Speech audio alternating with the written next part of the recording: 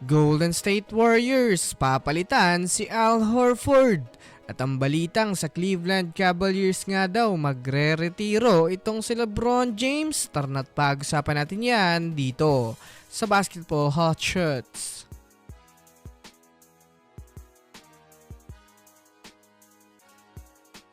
Well, una nga muna tayong dumako mga kaballers sa balita patungkol sa maaaring pagretiro ni LeBron James sa Cleveland Cavaliers. Well, sa ngayon nga po mga kaballers, bukod sa ilang mga rumors na maaaring malandingan ni LeBron James pagtapos ngayong season, kabilang nga ngayon ang team ng Cleveland Cavaliers sa mga kupunan na maaaring mag-last dance itong si LeBron James. Since nandito na rin naman nga po mga kaballers ang sitwasyon na iniitsapwera na ng Lakers ang kanyang contract extension, maaari nga na may dumating na mas malaking offer kay LeBron galing sa ibang kupunan. Kung susumadahin nga natin mga kaballers sa pagkakaroon nga po ng pagdagdag ng edad nila LBJ at patuloy na tumanda, ayon sa kanyang mga fans, ang pinakabagay nga daw na team na maaari niyang pagretiruhan, yan nga daw ay ang team ng Cleveland Cavaliers, kung saan dito nga daw siya mga kaballers nagsimula at gumawa ng hindi pangkaraniwang historic run.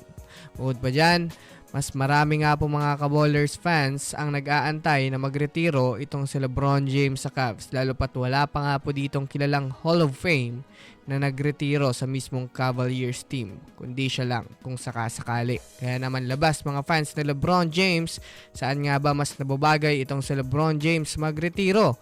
I-comment nyo na yan sa ibaba. Samantala, pumunta naman tayo mga kaballers sa team ng Golden State Warriors.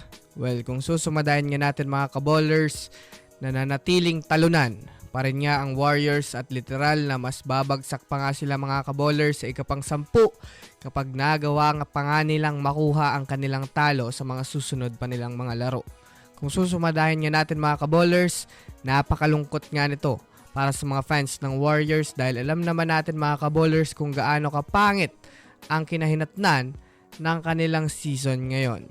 Well, magmula nga ng ma-out for the season na itong si Butler, ay dito na nga po mga kaballers nagsimula na mas bumaba ang kanilang tsansa na magkampiyon, na sinamahan pa nga po mga kaballers ng pagpapahinga pa ni Stephen Curry sa ngayon dahil sa injury, kaya naman literal na hindi nga talaga magandang panahon ito para sa team ng Golden State Warriors. Sa naging laro nga po nila mga kaballers kanina kontra sa Minnesota Timberwolves, literal mga kaballers na nadagdagan na naman nga ng injury ang GSW matapos madali na naman ang kanilang power forward na si Al Horford at hindi na nakabalik pa sa laro. Kaya naman kailangan nga ng Warriors head coach na hanapan ito ng kapalitan na mas magbibigay ng impact sa Warriors team, at mataas ang chance na si Guy Santos ang pumalit dito dahil sa pagkakaroon nito ng big role ngayon sa GSW bilang forward to power forward. Abangan natin ito mga kaballers. So yun lamang mga kaballers, yan lang na muna ang ating pag-uusapan sa ngayon. Pindutin ang subscribe and hit nyo na rin ang notification bell para sa mga susunod na update sa mundo ng basketball. Again, this Basketball Hot Shots. Thanks for watching.